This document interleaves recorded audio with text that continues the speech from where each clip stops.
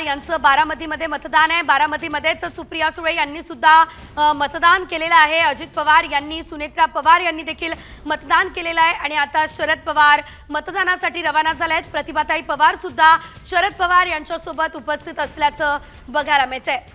शरद पवार यांनी यंदा मोठ्या प्रमाणात प्रचार सभा घेतलेल्या होत्या। युगेंद्र पवार यांच्यासाठी शरद पवार हे मैदानात राहिलेले आहेत। अनेक ठिकाणी प्रचार सभा त्यांनी घेतल्या। युगेंद्र पवार हे का खंबीर असं नेतृत्व आहे हे जनतेला पटवून देण्याचा प्रयत्न सुद्धा शरद पवार यांनी केलेला होता। लोकसभेला आपण बघितलेलं होतं शरद पवार यांची राष्ट्रवादी आणि अजित पवार यांची राष्ट्रवादी यांच्यामध्ये अतिशय चुरशीची लढत बघायला मिळालेली होती, कारण कुटुंबामध्येच वाद असल्याचं एक चित्र निर्माण झालेलं होतं।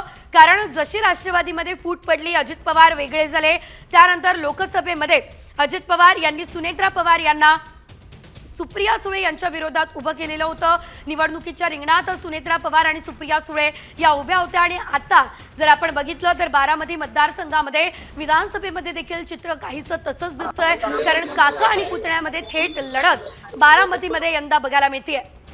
बारामतीमधली ही लढत जी आहे ती अतिशय चुरशीची असणार आहे, कारण अजित पवार यांनी एकीकडे सर्व मतदारांना भावनिक साथ घातलेली आहे, आवाहन केलेलं आहे, तर दुसरीकडे युगेंद्र पवार यांच्यासाठी स्वतः शरद पवार यांनी जनतेला मतदान करण्याचं आवाहन केलंय।